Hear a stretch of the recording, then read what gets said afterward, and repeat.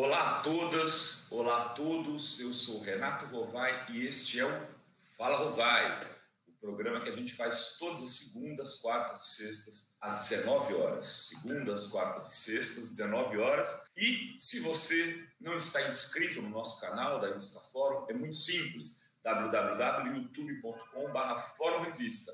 Vai lá, se inscreva, ative o sininho e passe a receber as notificações deste programa e também do programa da Clara e do Fórum 11h30 com a Adri de Lourenço. Bom, hoje eu não podia falar de outra coisa que não fosse essa imensa crise nos mercados internacionais derivada da crise, da competição, da disputa pelo preço do petróleo, pela produção petrolífera do mundo e, ao mesmo tempo, acompanhada pela crise, sim, do coronavírus. Mas esta não é a crise do coronavírus.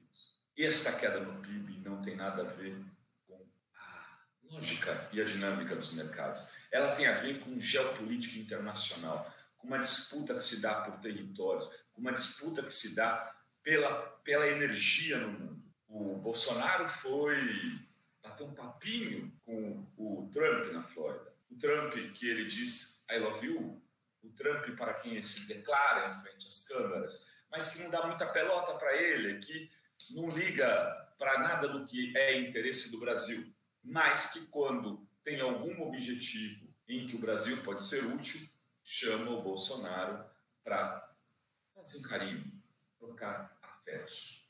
E qual o interesse em jogo ali do Trump com o Bolsonaro? Muito provavelmente, segundo a nossa colunista Ana Prestes, Venezuela. Todos os veículos norte-americanos consultados pela Ana, citaram a Venezuela junto deste encontro do Bolsonaro com o Trump. E qual que é o interesse do Trump na Venezuela? Com o petróleo? Sim, o petróleo e a deposição do Maduro, que vinha melhorando seus índices de popularidade interna, tinha conseguido construir uma aliança para isolar aquele autoproclamado presidente, o tal de Guaidó, que é muito amigo também do Bolsonaro, e vinha se consolidando para fazer uma transição negociada no país, o que podia incluir setores de centro para uma presidência que não fosse a do Maduro, mas que poderia ser de alguém muito menos agressivo como o Guaidó. E o que o Trump fez para furar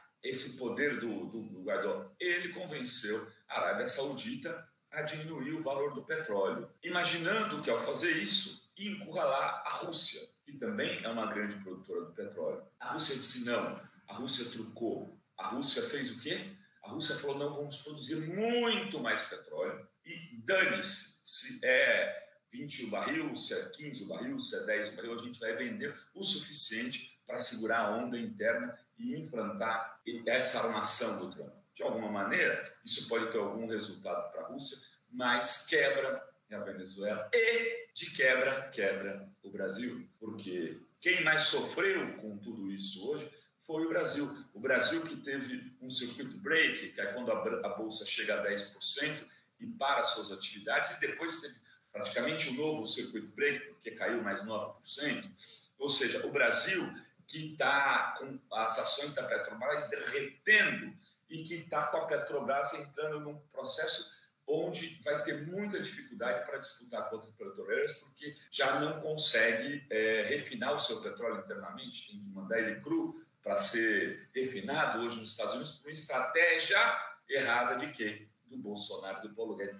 O nome dessa crise aqui no Brasil não é coronavírus, e também não é a crise internacional, porque no governo Lula, lembre-se, em 2008, a crise internacional virou uma marolinha aqui dentro. Não pegou o Brasil em 2008, não pegou o Brasil em 2009, e em 2010 o Brasil entregou um crescimento de 7,5%. A crise de 2015, 2014, que foi produzida pela tentativa de golpe que se consolidou em 2016. Não pelos reflexos de 2008, que é uma grande bobagem, é uma coisa fabricada por interesses políticos, essa interpretação. Crise agora tem um nome claro, é a política neoliberal dirigida pelo Bolsonaro e pelo Guedes. Eles são responsáveis por isso. Evidente que tem efeitos, mas essa decisão tomada pela OPEP e pela Rússia, uma crise dos Estados Unidos também teria efeito aqui, crise na Venezuela, perdão, também teria efeito aqui no Brasil, mas os efeitos seriam muito menores se o Brasil não se envolvesse diretamente com o problema, como está fazendo. Em resumo, nossa situação é delicadíssima, não tem nada à vista de melhora. O Brasil não vai entregar um PIB sequer de 1 ponto, 1,5, como muitos achavam que seria o PIB.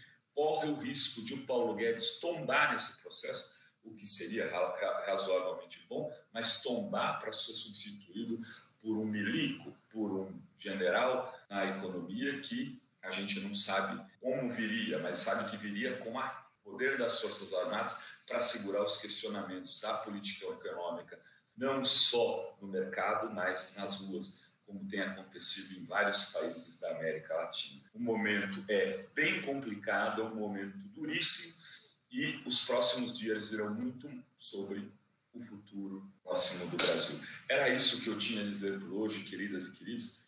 Beijos a todas, beijos a todos. Quarta-feira, nesse mesmo horário, de volta.